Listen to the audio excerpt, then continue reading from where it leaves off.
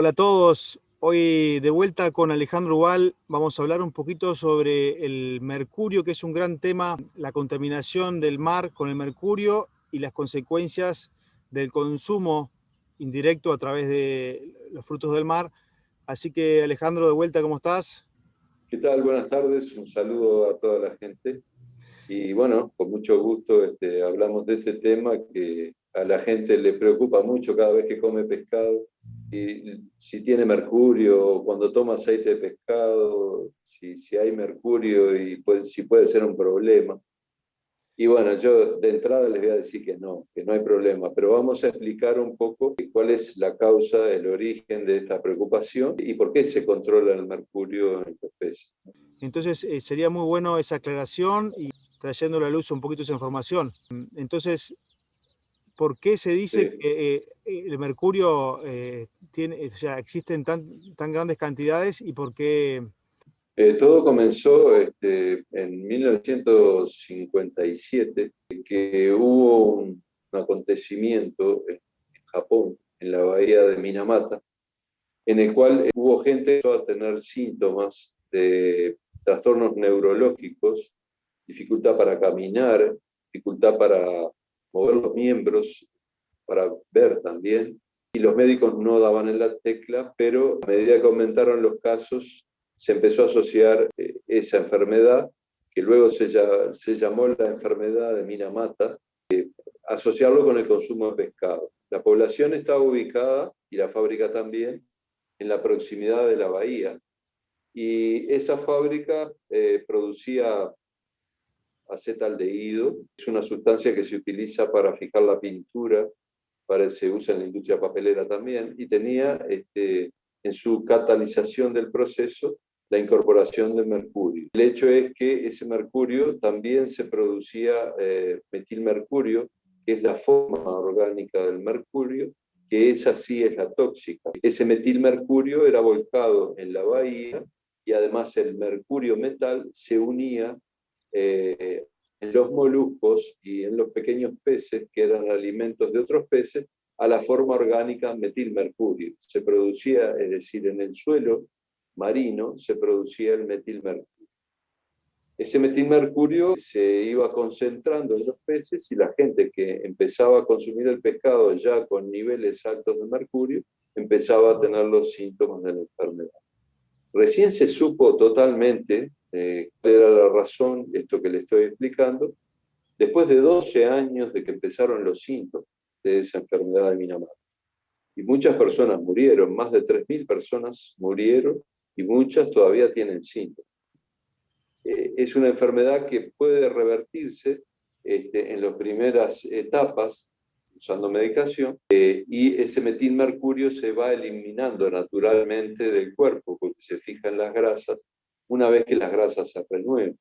Es decir, el metilmercurio se ubica, se reserva en las grasas y las grasas son renovadas cada 2 o 3 meses aproximadamente y de esa manera se elimina el metilmercurio del cuerpo. O sea que no es como la gente piensa, que es una incorporación del metal y queda para toda la vida.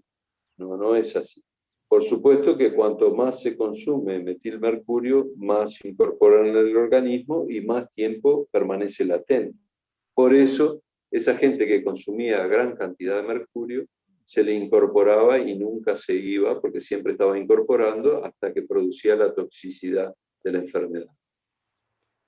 Eso pasó y con el tiempo, hoy por hoy, el pescado de esa bahía de Minamata se consume y se sabe que en el lecho y en el fondo marino hay mercurio, pero no se produce ese metilmercurio tóxico que produce ese grado de toxicidad que le da síntomas a las personas. O sea que las personas en este momento, después ya de varios años, de varias décadas, como que se ha desaparecido ese metilmercurio y ya continúan comiendo pescado de esa zona sin producir niveles de toxicidad y dentro de los parámetros que, digamos, la Comunidad Económica Europea y la FDA admiten, que es de 1 parte por millón aproximadamente de mercurio en la carne, lo cual es una cantidad muy pequeña, pero por lo general todos los peces marinos están por debajo de eso, salvo algunas especies como el tiburón o el pez espada,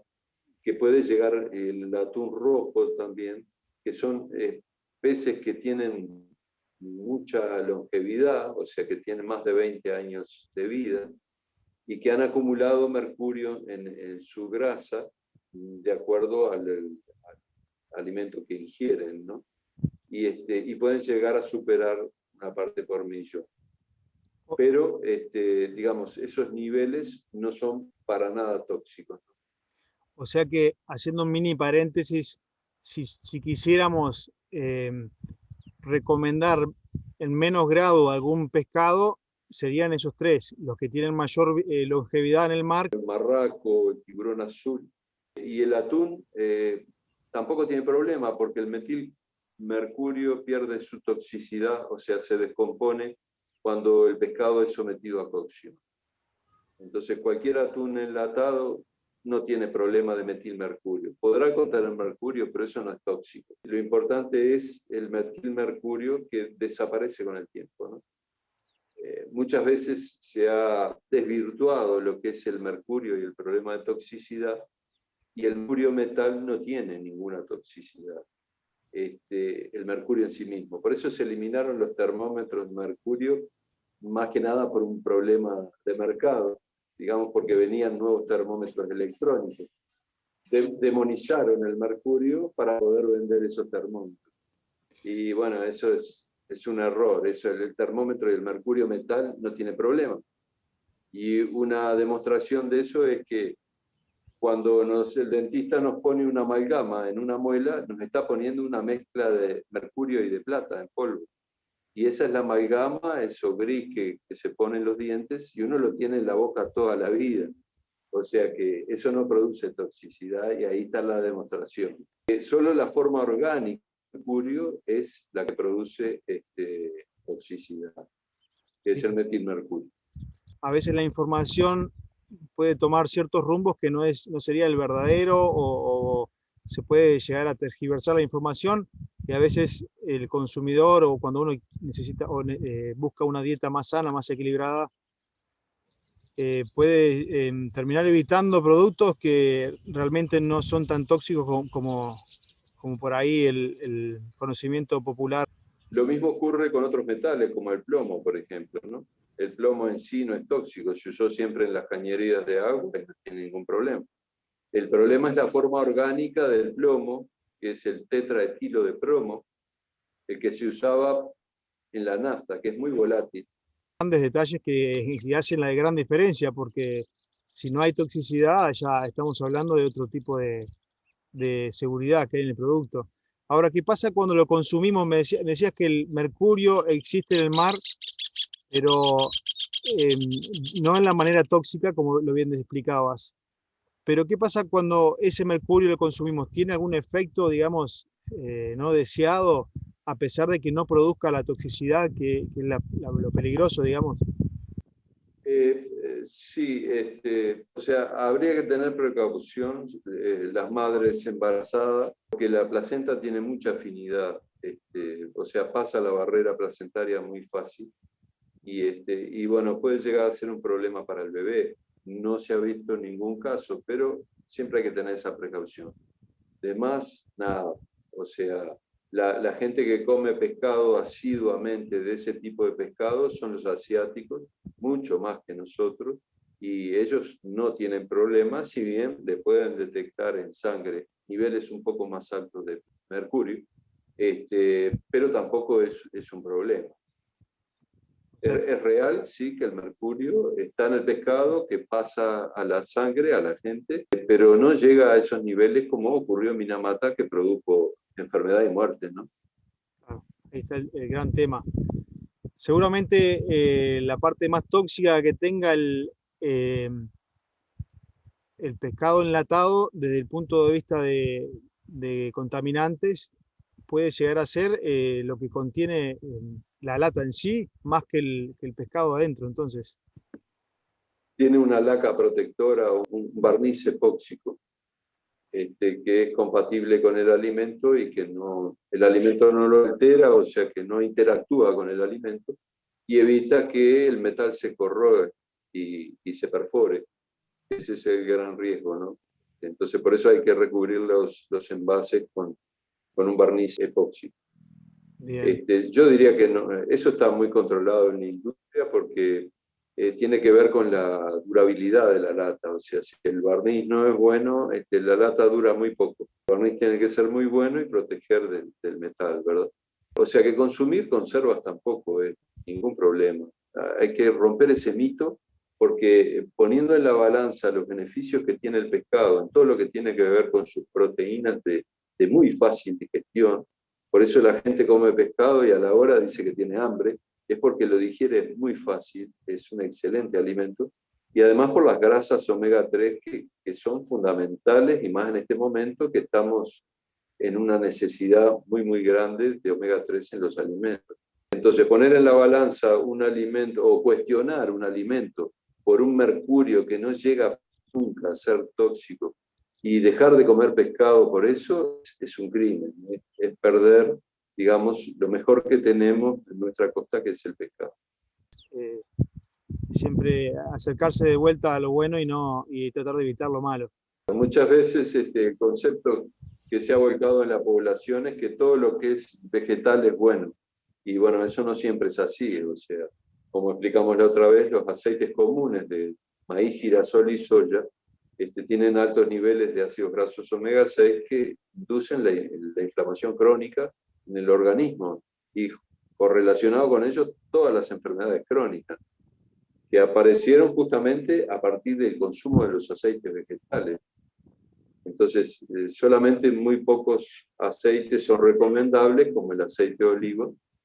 Y bueno, ahora han sacado el aceite alto oleico, que se parece mucho a la configuración al aceite de oliva, y ese es un aceite seguro, confiable, el aceite alto oleico. Tiene un 80% de oleico, o sea, es muy parecido al aceite de oliva.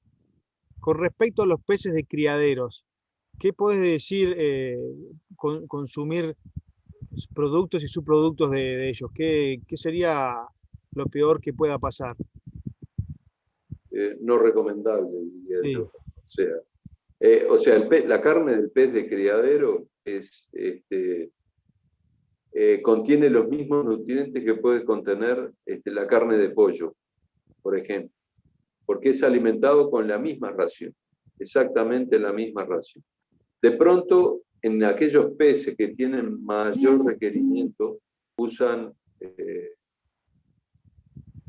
harina de pescado para configurar la ración en una mayor proporción, por ejemplo, en la cría del salmón.